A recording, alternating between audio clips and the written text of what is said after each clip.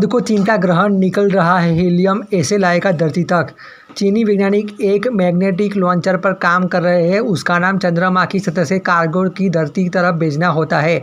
इस कार्गो में हीलियम-3 के अलावा अन्य कीमती संपदा होगी जिसका चांद से खनन किया जाएगा। हीलियम सुरक्षित पहुंचे उसके लिए उसे एक कैप्सूल में धरती पर भेजा जाएगा। चाँद को चीन का ग्रहण लग गया है। वह सिर्फ न यहाँ से हीलियम निकल रहा है बल्कि धरती पर लाने की तैयारी में जुटा है। इसके लिए चीन के वैज्ञानिक चाँद की सतह पर एक मैग्नेटिक लॉन्चर लगाने की तैयारी में है। यह इस तरह के डिज़ाइन किया गया है जिससे यह हीलियम-3 और अन्य मूल्यवान रिसोर्स को धरती पर भेज सके। सुनने में बेशक यह किसी रोमांचक साइंस फिक्शन फिल्म की तरह लग रहा है, लेकिन चीन के वैज्ञानिक इसे सच कर जा रहे हैं। यह चाँद की सतह पर मैग्नेटिक लॉन्चर को स्थापित कर अंतरिक्ष खंड में क्रांति लाने के लिए रहेगा। चीन का मानना है कि वह ऐसा करके धरती पर पैदा रहे ऊर्जा के संकट को हल करने में मदद कर सकता है।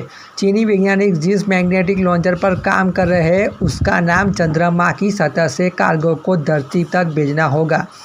इसके लिए $18 बिलियन यानी तकरीबन $1510 अरब रुपये के बजट में निर्धारित किया गया है।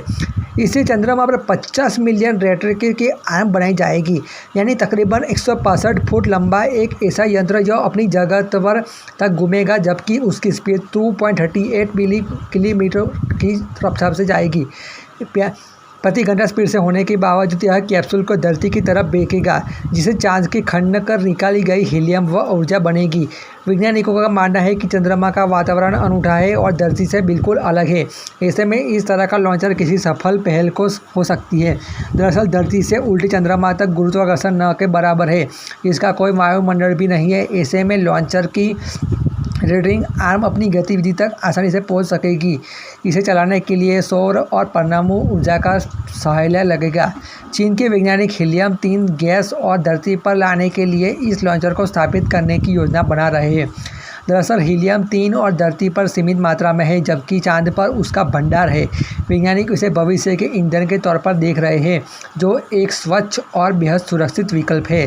चीन के शोधकर्ताओं का मानना है कि सिर्फ 20 टन हीलियम से ही चीन को पूरे एक साल में बिजली मिल सकती है। पृथ्वी की बात करें तो यहाँ हीलियम-3 की मात्रा सिर्फ 0.5 टन है, जबकि चांद पर 1 मिलियन टन से ज़्यादा हो सकती है।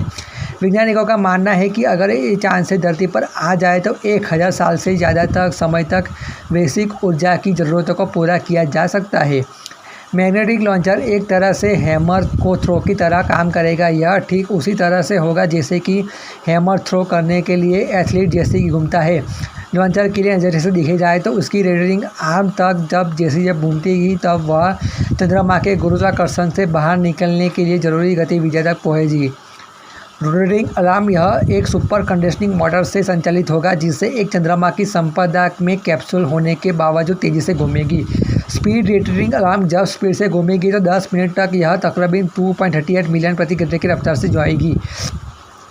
चीन के वैज्ञानिकों को जो योजना बनाई जा रही है वह रोमांचक है, लेकिन अभी कुछ मुश्किल ही है जो इसकी राह में बड़ी बाधा है। इसमें सबसे प्रमुख चांद की सतह है जो ऊबड़-खाबड़ है। इससे लॉन्चर को स्थापित करने में मुश्किलें हो सकती है।